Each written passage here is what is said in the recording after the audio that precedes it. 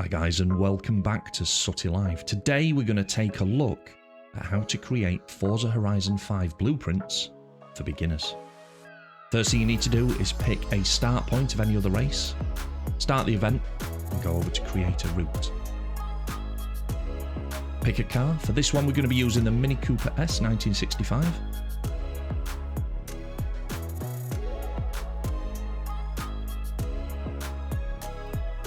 Essentially, all you're going to do is drive the route that you want to create a circuit for and drop checkpoints as you go. So we're going to go nice and steady. Try and keep your driving line as smooth as possible. Get to the location for your first checkpoint.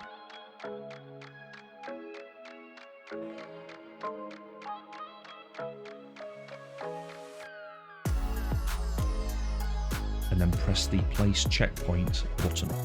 Usually pop these on a corner. Now the checkpoints can be moved, you can shrink them, you can make them wider, move them left or right. Once you're happy with the placement, press the confirm button.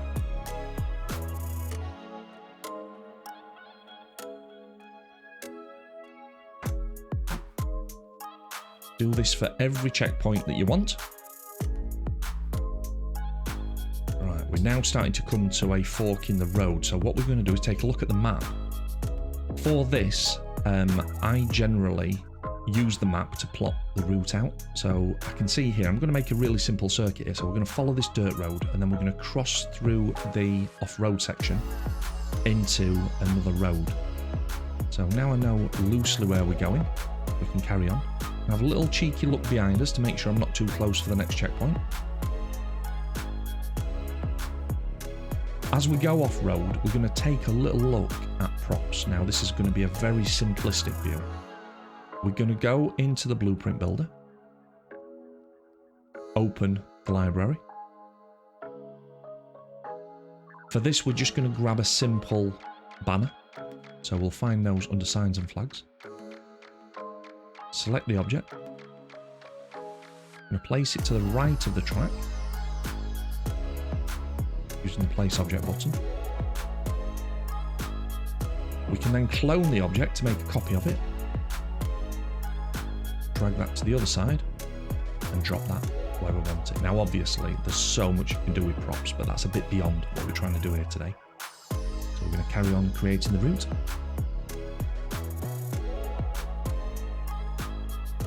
What I've done there is I've obviously run into a dead end, and that's no good. So by using the rewind option, I can back up and then try again. Think of it as an undo button.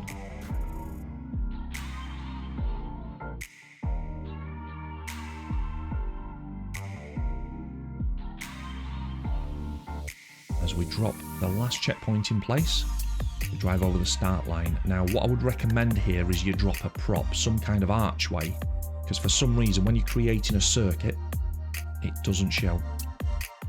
We're going to create a new file, give it a meaningful name.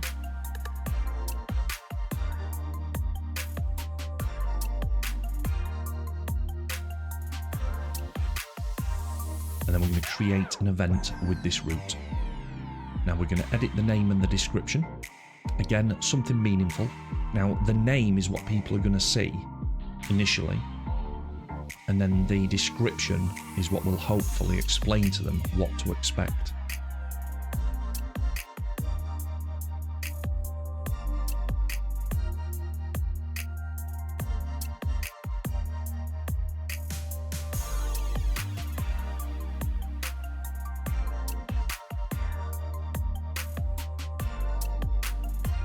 We can choose any route that we've already saved, including the official Horizon circuit, should we choose.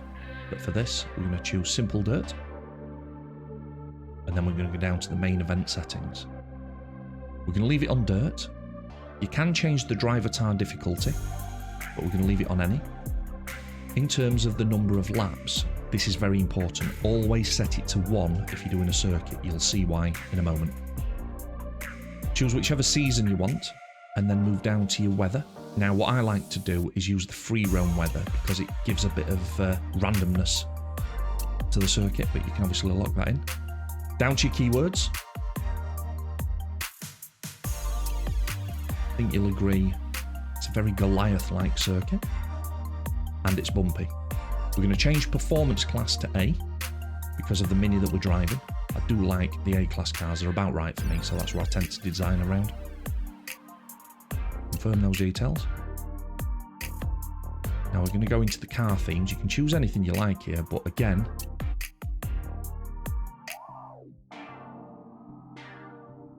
I'm going to go over to my current car, and then we're going to limit it to Classic Rally. A-Class Classic Rally does create some nice dirt race options, I think. And then over to A-Class, and lock that down as well.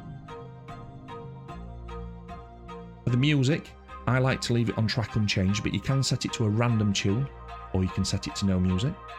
And then the rules of play, this is the new bit where you can do some really advanced stuff, again, beyond the scope of what we're doing today. Now for the test drive.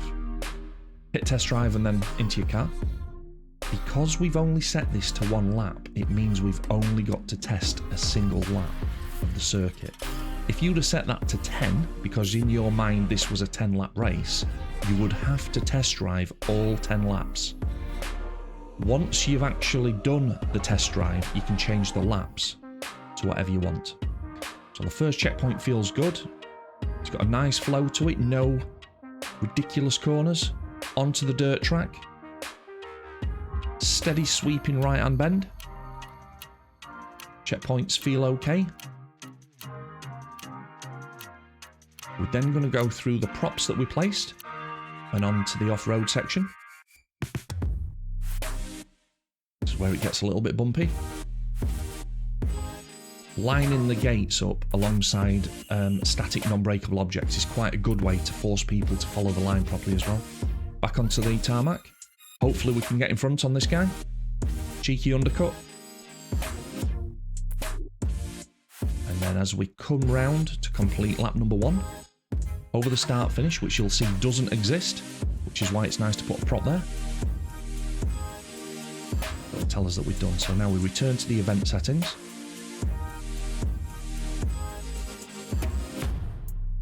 We change the laps now to the number of laps that we want.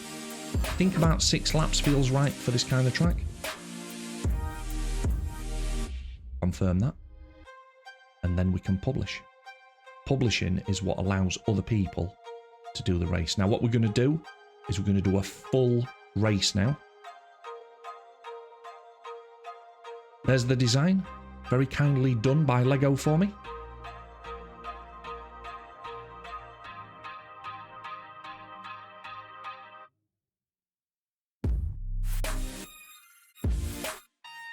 That, the magic of editing. 6 laps in already.